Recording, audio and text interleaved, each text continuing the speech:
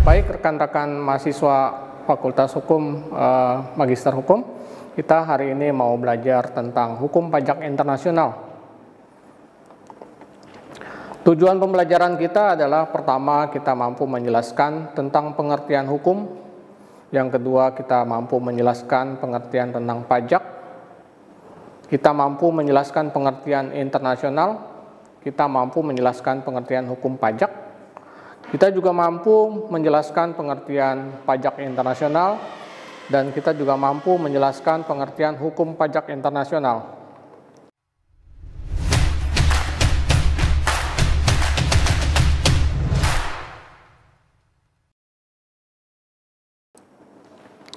Materi hukum pajak internasional kita bertemu dengan 14 kali pertemuan. Yang pertama kita mempelajari tentang dasar-dasar hukum pajak internasional. Yang kedua kita mempelajari tentang sejarah perpajakan Indonesia dan dunia. Yang ketiga kita mempelajari tentang domisili fiskal, di mana penduduk harus membayar pajak sesuai dengan di mana dia beroleh penghasilan. Yang berikut adalah kredit pajak luar negeri, di mana kita menerima penghasilan dari luar negeri dan dipotong oleh pajak oleh fiskal dari luar negeri. Yang berikut adalah transaksi tentang mata uang asing. Ya, kita harus menghitung bagaimana caranya kalau kita bertransaksi dengan mata uang asing, bagaimana perlakuan pajak di Indonesia. Pertemuan yang ke-6 kita akan bahas tentang perdagangan internasional, bagaimana bentuk-bentuk perdagangan internasional bisa melalui LC, letter of credit, dan lain sebagainya. Yang berikut, pertemuan ke-7 kita akan belajar tentang pemajakan atas orang asing, di mana orang asing yang bekerja di Indonesia harus dikenakan pajak di Indonesia sesuai dengan ketentuan perundang-undangan. Yang pertemuan ke-8 kita belajar tentang pemajakan tenaga kerja dari luar negeri yang transfer uang ke Indonesia. Yang berikut itu perusahaan penanaman modal asing, bagaimana perlakuan perpajakannya tentang penanaman modal asing tersebut, undang-undang apa saja yang ditentukan dan sebagainya. Yang ke-10 kita belajar tentang bentuk usaha tetap, di mana undang-undang perpajakan kita mengatur yang namanya bentuk usaha tetap. Apa aja itu bentuk usaha tetap? Yang pertama, misalnya dia mempunyai kantor perwakilan, yang kedua mungkin dia punya kantor cabang dan sebagainya, semua masih berbadan hukum di luar negeri. Pertemuan 11 kita belajar tentang penghindaran pajak berganda yang disebut dengan tax treaty, di mana tax treaty itu mengatur perjanjian antar dua negara, berapa pajak yang harus dikenakan, apa saja jenis-jenis pajak yang dikenakan, dan sebagainya. Itu semua diatur tentang perjanjian pajak dua negara. Yang berikut, yang pertemuan ke-12 kita akan belajar yang namanya tax haven country, di mana tax haven country itu kebijakan satu negara menentukan bahwa pajak itu lebih rendah dari negara-negara lain, yang tujuannya adalah agar semua investor bisa menanamkan modalnya di negara tersebut. Lalu yang berikut, dia bagaimana menggerakkan ekonomi negaranya. Yang berikut adalah bagaimana dia dapat menggunakan sumber daya yang ada dengan banyaknya investor yang masuk ke negara tersebut. Ini semua adalah kebijakan satu negara tentang tax haven country. Yang berikut adalah transfer pricing, di mana transfer pricing pertama dia mengalih kepemilikannya biasanya satu owner, dia membuka beberapa sister company di berbagai macam negara, yang tujuannya adalah untuk secara konsolidasi dia mau mengambil keuntungan yang maksimal atas ketentuan-ketentuan pajak dengan cara transfer pricing. Yang ke-14 adalah mengenai control foreign corporation, di mana company tersebut mengontrol anak usahanya yang ada di Indonesia dan di negara-negara yang ada di seluruh dunia. Baik, kita akan lanjutkan bahwa kerangka hukum pajak internasional itu adalah hukum pajak internasional yang dapat diuraikan beberapa definisi sebagai berikut. Yang pertama, kita harus mengerti tentang hukum, apa aja itu hukum. dan sebagainya, itu kita harus mempelajari tersebut. Ini kerangka dari kita mempelajari hukum pajak internasional. Yang kedua adalah pajak. Apa itu pajak? Bagaimana aturannya, sanksinya, dan sebagainya. Yang berikut adalah kita pelajari tentang internasional. Negara-negara mana saja yang masuk ke dalam aturan-aturan internasional, yang mengikuti aturan internasional. Yang berikut kita belajar tentang hukum dari pajak tersebut. Apa aja ketentuan tentang subjek pajak, objek pajak, terus siapa aja yang wajib membayar pajak dan siapa aja yang tidak atau dibebaskan dalam membayar pajak. Yang berikut adalah kita mempelajari tentang hukum internasional. Hukum internasional mengatur apa saja ya di hukum itu. Yang berikut, yang terakhir adalah kita mempelajari bahwa hukum pajak internasional itu seperti apa, bagaimana persetujuannya dan sebagainya. Sekarang kita belajar tentang hukum. Dalam materi hukum ini dapat diartikan bahwa aturan yang dibuat oleh lembaga berwenang. Siapa lembaga berwenang yang dapat membuat aturan? Di Indonesia adalah DPR bersama dengan pemerintah. Dengan adanya lembaga berwenang tersebut, maka dibuatlah satu undang-undang atas persetujuan dari wakil rakyat, yaitu DPR. Yang kedua, pemerintah yang sebagai pelaksana atau eksekutif. Bagaimana mempunyai sifat yang memaksa? Undang-undang pada prinsipnya dia harus mempunyai sifat yang memaksa. Jadi seluruh warga negara wajib mengikuti aturan undang-undang tersebut. Yang berikut, ada sanksi jika terjadi pelanggaran. Ya. Jadi setiap orang yang melanggar atau melanggar dari aturan tersebut akan dikenakan sanksi. Sanksi banyak macam bentuknya. Ada sanksi denda, ada sanksi kurungan, ada sanksi penjara dan sebagainya. Yang berikut, ada berlakunya hanya untuk wilayah tertentu. Tidak semua undang-undang itu berlaku untuk seluruh negara. Misalnya Indonesia mengeluarkan undang-undang, satu undang-undang tertentu hanya berlaku di wilayah hukum Indonesia saja. Itu yang kita dapat pelajari tentang hukum. Lalu mengenai pajak, apa itu pajak? Pajak yang pertama merupakan pembayaran wajib oleh wajib pajak. Siapa wajib pajak? Wajib pajak adalah perseorangan atau badan hukum. Badan hukum di Indonesia ini diakui oleh menurut undang-undang ada beberapa jenis yang dimaksud dengan badan hukum. Pertama, PT, yaitu perseroan terbatas. Itu ada undang-undang tentang perseroan terbatas. Dia mengatur bagaimana badan hukum itu melaksanakan satu organisasi untuk kepentingan PT tersebut. Yang kedua, ada yang namanya koperasi, di mana koperasi itu adalah merupakan badan hukum yang diatur oleh undang-undang koperasi. Yang berikut adalah yayasan. Yayasan juga di bagian jadi badan hukum. Dia ada undang-undang tentang yayasan. Yang lain lagi yang dimaksud dengan badan hukum dari pajak yang ada di Indonesia adalah CV, firma. Nah, itu bagian dari badan hukum. Dia tidak termasuk perorangan. Walaupun di hukum dagang tersebut mereka adalah bukan badan hukum sesuai dengan undang-undang perdata. Yang berikut adalah negara melalui instansi yang berwenang itu berhak menerima pajak. Ya, jadi Indonesia dalam hal ini diwakili oleh Dirjen Pajak. Dia berhak menagih, dia berhak menentukan sanksi, dia berhak menjatuhkan sanksi-sanksi denda dan sebagainya. Itu adalah instansi yang kita sebut atau kita kenal dengan nama Dirjen Pajak di bawah Menteri Keuangan. Yang berikut, dengan timbal balik tidak langsung diberikan oleh negara. Maksudnya bagaimana tidak langsung diberikan oleh negara? Kalau saudara melakukan transaksi, ya, melakukan jual beli, Anda mengeluarkan uang, Anda akan mendapatkan barang, itu namanya timbal balik. Sementara kalau pajak sendiri itu tidak ada timbal balik. Kita berikan kepada negara, kita melakukan iuran wajib kepada negara, tapi negara tidak memberikan timbal balik secara langsung. Tapi negara akan memberikan, misalnya ada pada saat pandemi COVID, ya, pandemi COVID-19 ini negara memberikan vaksinasi gratis, terus ada pengobatan-pengobatan yang ditanggung negara. Itu adalah timbal balik secara tidak langsung yang diberikan oleh negara kepada warganya. Yang berikut, pajak pelaksananya dapat dipaksakan. Kenapa dipaksakan? Karena dia harus mempunyai aturan yang disahkan oleh lembaga pemerintah dan DPR. Dia mempunyai sifat memaksa, jadi setiap wajib pajak atau warga negara wajib untuk membayar pajak. Yang berikut adalah harus dengan undang-undang. Kenapa dikatakan harus dengan undang-undang?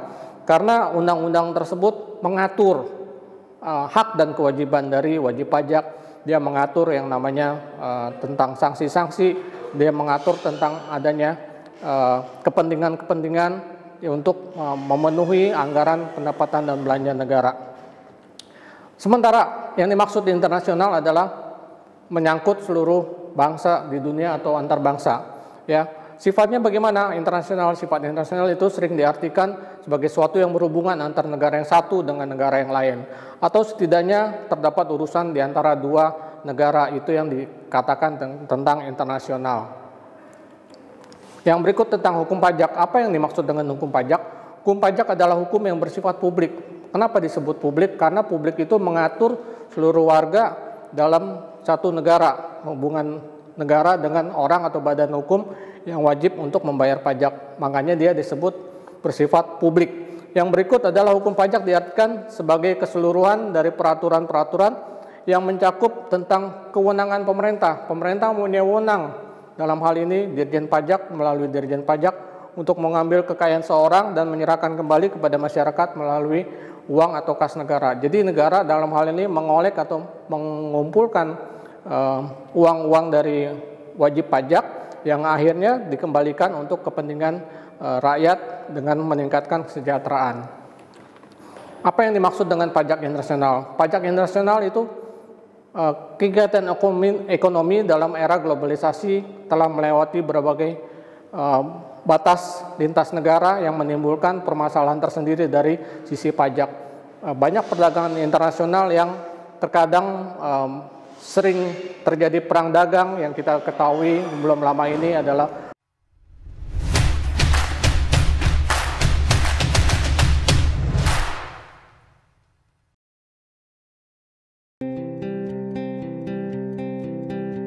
Thalassemia adalah penyakit kelainan darah di mana umur darah 2-4 kali lebih pendek dibanding darah normal.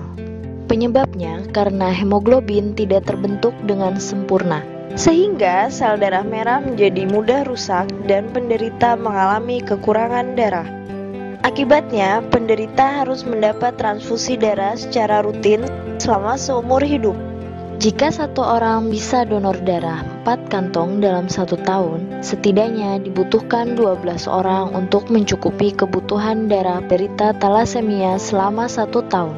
Faktanya, setiap 250 ml darah yang ditransfusikan akan membawa sekitar 250 mg zat besi, sedangkan untuk kebutuhan normal tubuh hanya 1-2 mg per hari. Akibatnya, terjadi penumpukan zat besi dalam tubuh dan bisa menyebabkan gagal jantung, pembekakan hati, dan limfa. Setiap 3 jam ada 1 anak yang menderita thalassemia. Dalam 1 tahun diperkirakan akan ada 2.500 anak yang menderita thalassemia. Angka ini akan terus bertambah setiap tahunnya.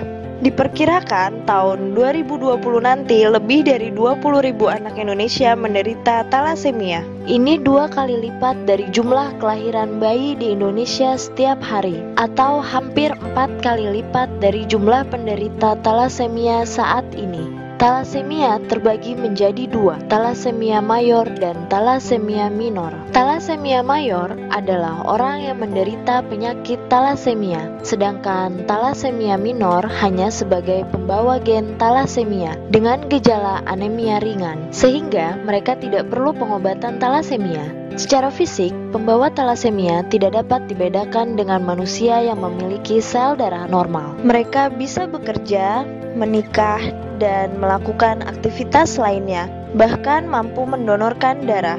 Thalassemia bisa dicegah dengan cara menghindari pernikahan sesama pembawa thalassemia. Bagaimana cara mendeteksinya? Satu-satunya jalan adalah dengan screening darah untuk mengetahui apakah normal atau pembawa thalassemia. Bagaimana mekanisme penurunannya? Thalassemia diturunkan dari orang tua kepada anaknya. Jika sesama thalassemia mayor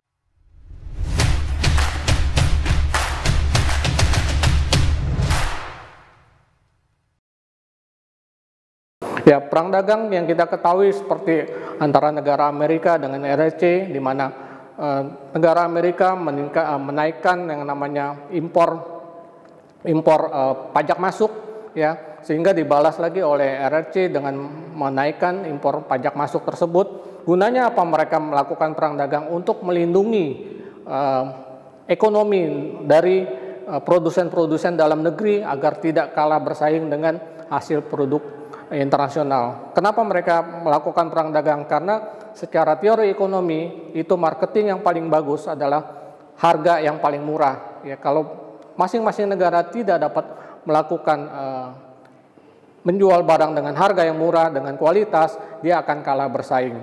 Untuk itu, untuk melindunginya, maka dilakukanlah kebijakan-kebijakan yang namanya pajak impor dari satu negara. Yang berikut tentang pajak internasional, yaitu setiap negara mempunyai kedaulatan dalam memajaki baik atas penduduknya atau maupun bukan penduduknya yang ada di negara tersebut. Jadi setiap negara itu tidak melihat kewarganegaraan seseorang, tapi dia melihat penghasilan seseorang. Apabila diterima dari negara tersebut, dia wajib untuk membayar pajak di tempat di mana mereka menerima penghasilan dari negara tersebut. Yang itu prinsip-prinsip pemajakan berbeda yang dianut dari masing-masing negara dapat memunculkan pajak berganda internasional, atau yang kita kenal dengan international double taxation. Pengertiannya international double taxation apa? Agar masing-masing negara tidak memungut dua kali pajak tersebut, sehingga dilakukanlah satu perjanjian-perjanjian yang tadi kita sudah lihat di muka, yang akan kita pelajari kemudian adalah tentang tax treaty. Yang berikut adalah pajak internasional. Pajak internasional pengaturannya dilakukan berdasarkan aturan pajak domestik yang berlaku untuk wajib pajak dalam negeri yang mendapatkan penghasilan dari luar negeri, dan wajib pajak asing yang mendapatkan penghasilan dari Indonesia.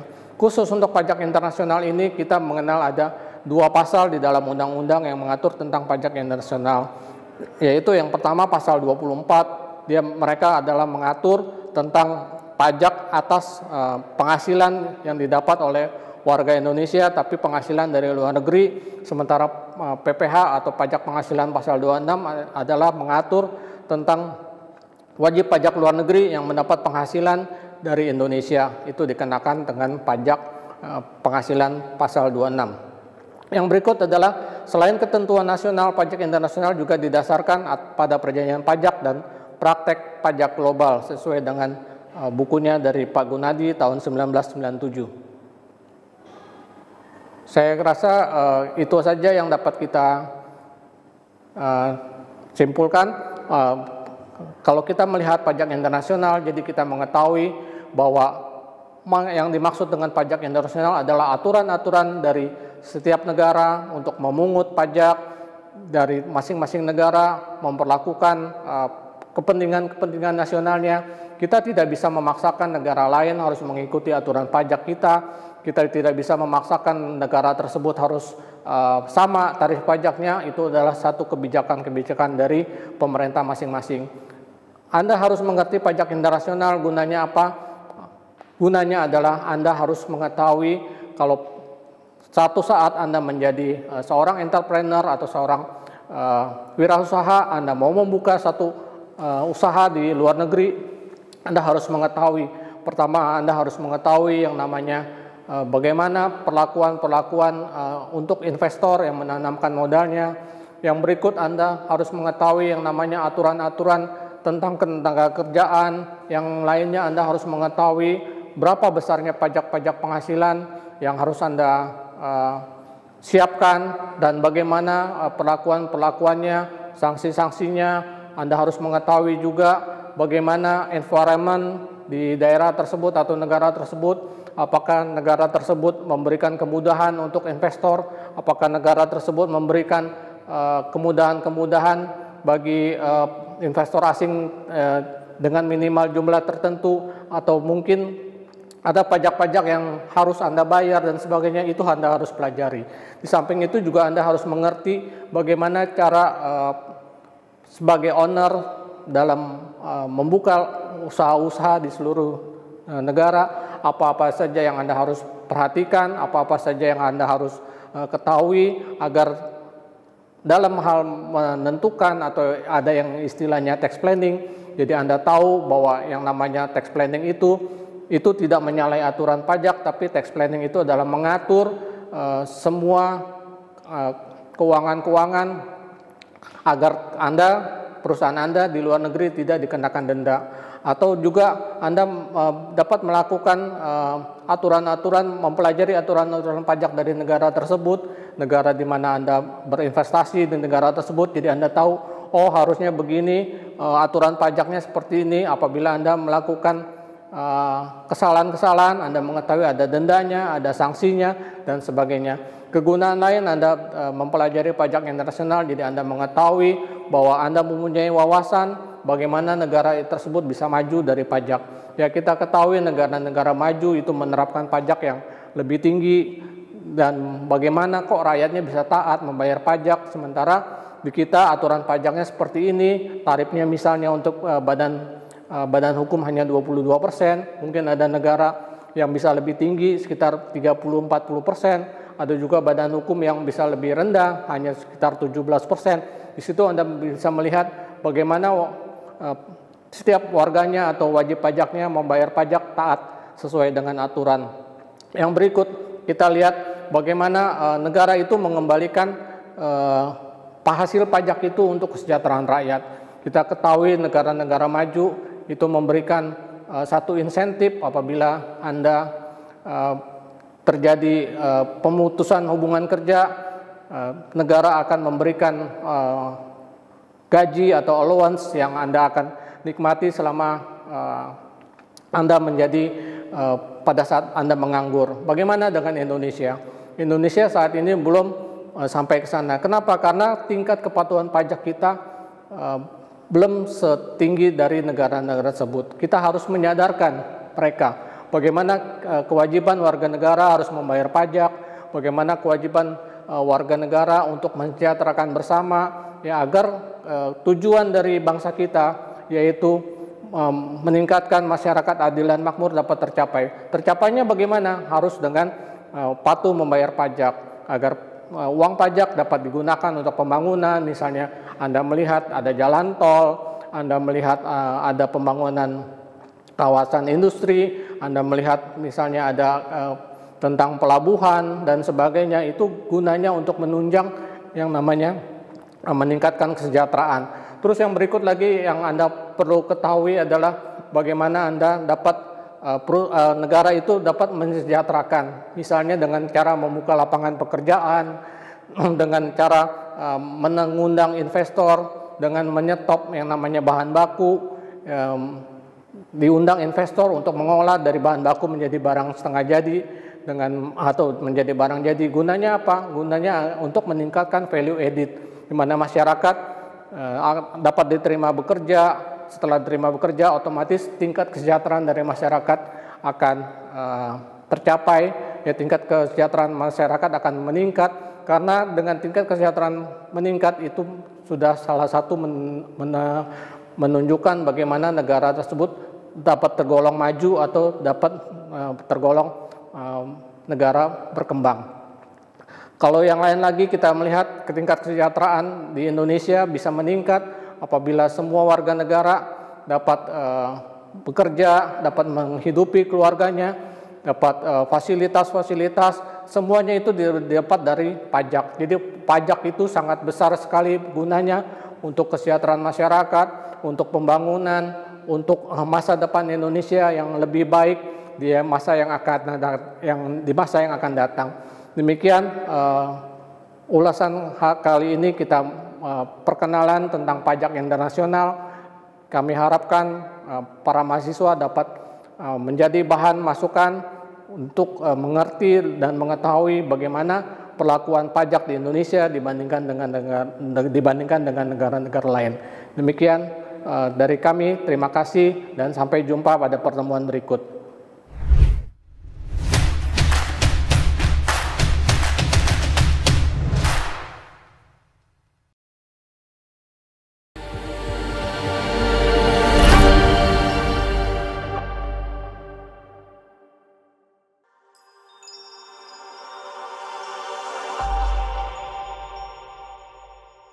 Saya Dr. Risa Broto Asmoro.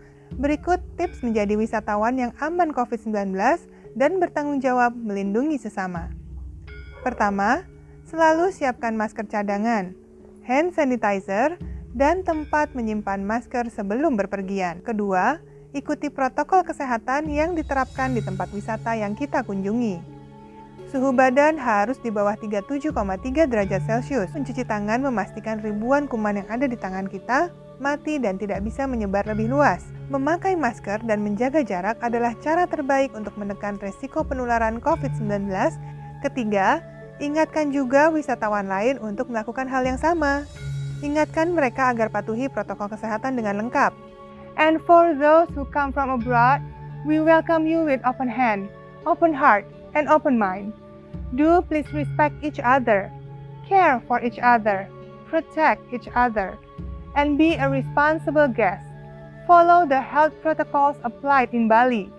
It is meant to protect you, me, and the community. Bali is for you, for me, and for all of us. Salam sehat dari saya, sampai jumpa.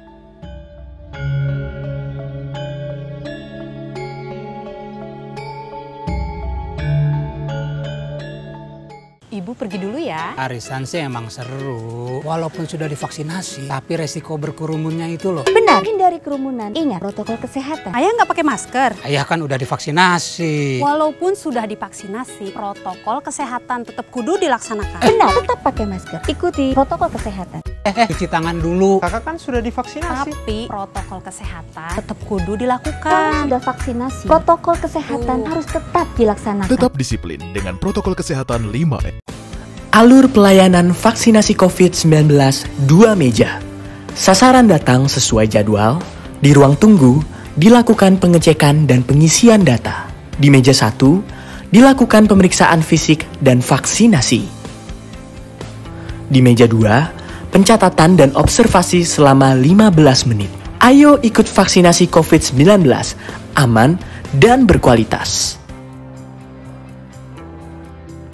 Saya Dr. Risa Broto Asmoro. Berikut tips menjadi wisatawan yang aman COVID-19 dan bertanggung jawab melindungi sesama. Pertama, selalu siapkan masker cadangan, hand sanitizer, dan tempat menyimpan masker sebelum berpergian. Kedua, ikuti protokol kesehatan yang diterapkan di tempat wisata yang kita kunjungi. Suhu badan harus di bawah 37,3 derajat Celcius. Mencuci tangan memastikan ribuan kuman yang ada di tangan kita mati dan tidak bisa menyebar lebih luas. Memakai masker dan menjaga jarak adalah cara terbaik untuk menekan resiko penularan COVID-19. Ketiga, ingatkan juga wisatawan lain untuk melakukan hal yang sama. Ingatkan mereka agar patuhi protokol kesehatan dengan lengkap. And for those who come from abroad, we welcome you with open hand, open heart, and open mind. Do please respect each other, care for each other, protect each other, and be a responsible guest. Follow the health protocols applied in Bali. It is meant to protect you, me,